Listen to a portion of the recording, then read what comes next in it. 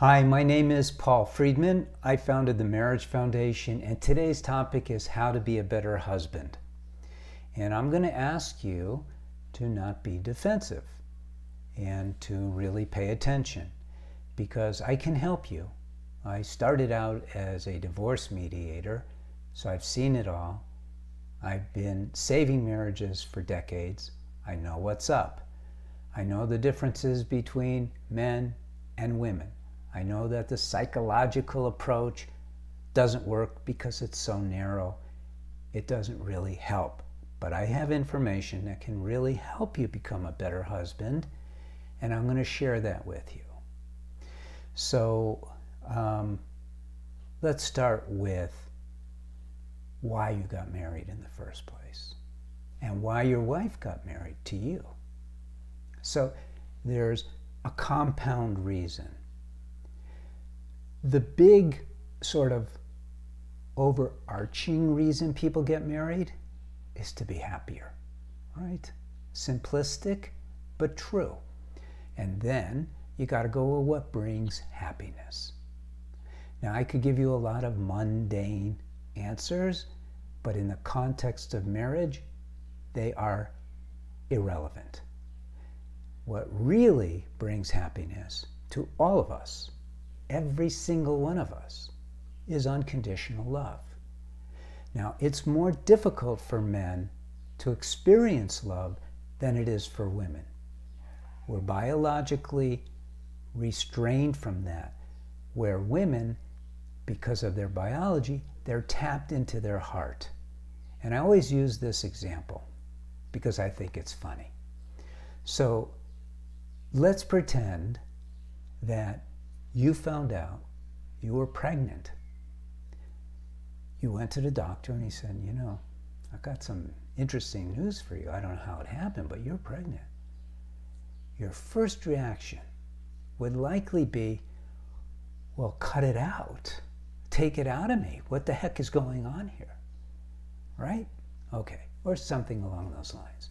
But a woman, let's say she went to the doctor and the doctor said, I've got good news and bad news. The good news is you're pregnant. And your wife would go, oh. And then he'd say, but this is really bizarre. Inside of you, growing inside of you, is a duck. She would go, oh. Why? Because women have to take care of these children. Men typically don't have the patience. We can only take it for so long. Now you could say, wait, not me. Well, come on.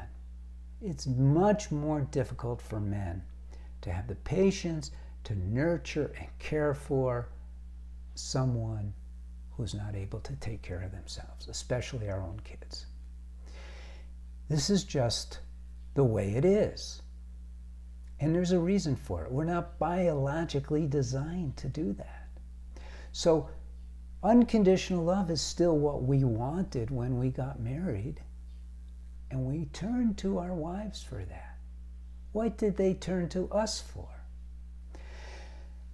Well, we have something that biologically dictates a need.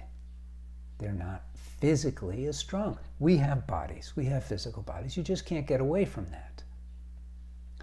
And the female body is very strong in many respects, but not for basic primitive defense. There's probably hardly any women in the world who could beat you arm wrestling, no matter how much they've trained. You have a masculine body, they have a female body. So in their deep subconscious, what's going on is they married you for obvious protection. Okay, good. Now I'm going to tell you what you're doing wrong. Chances are.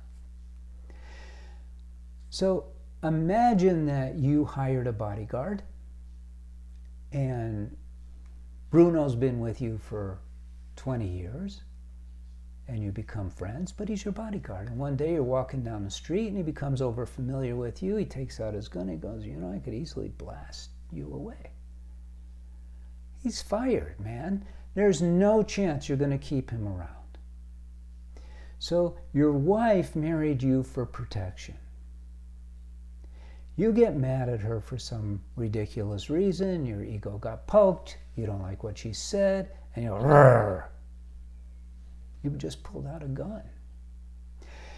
You have to be extremely careful to not take your sword out of its scabbard. You are there to protect your wife and family. You are not there to use your power, your strength on them. You could snarl at someone else, but not her, and you probably have. You can even use a mean voice on other people, but not on your wife and not on your daughters. This is something that they don't teach us, but this is reality. And if you think about the logic of this, it's impossible for it not to be true. And when I discovered this and I started helping men with this, they were blown away. You got to put that away.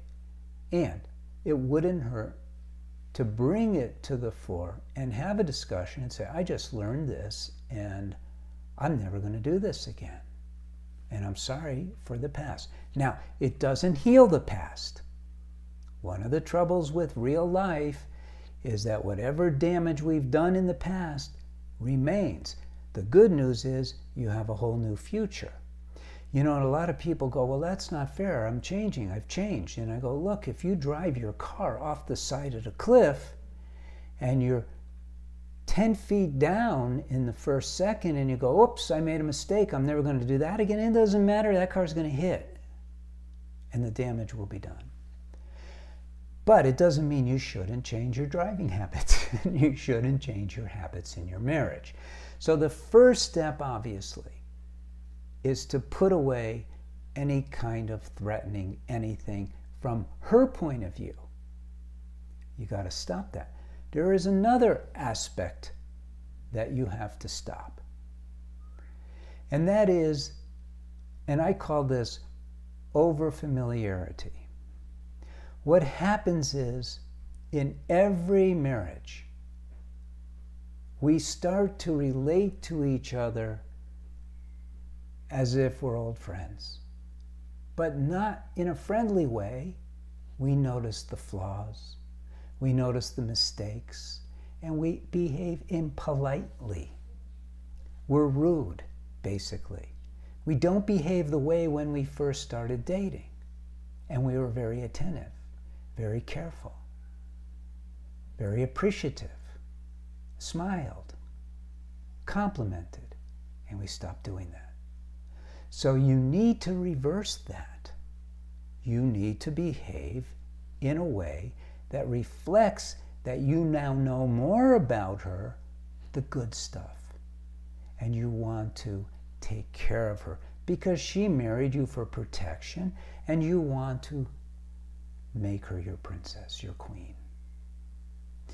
So that's what will do it. And then she will be free to love you. You will see quickly, if you change your behavior, how quickly she responds. Because women have this heart quality. That's why we marry them. And we want that. I have zero tolerance for myself. 100% tolerance for my wife. And you may go, that's not fair. And I'm telling you, I don't care. It works. My wife is amazing.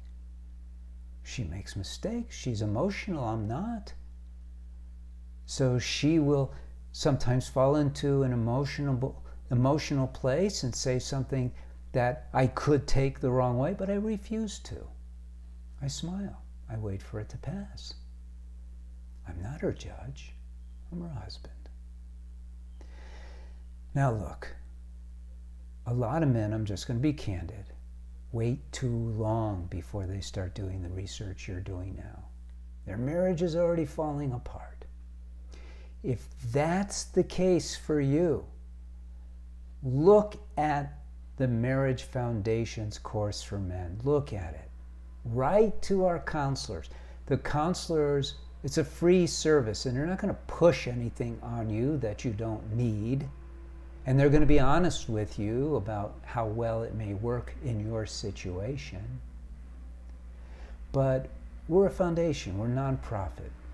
We're not here to make a buck. We're here to help you. So take advantage of us.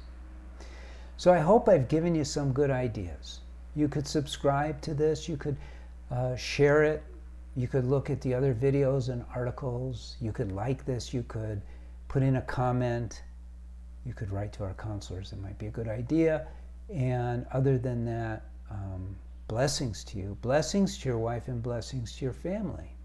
We're here to help you. Take advantage of us. I really hope you do. All right. God bless.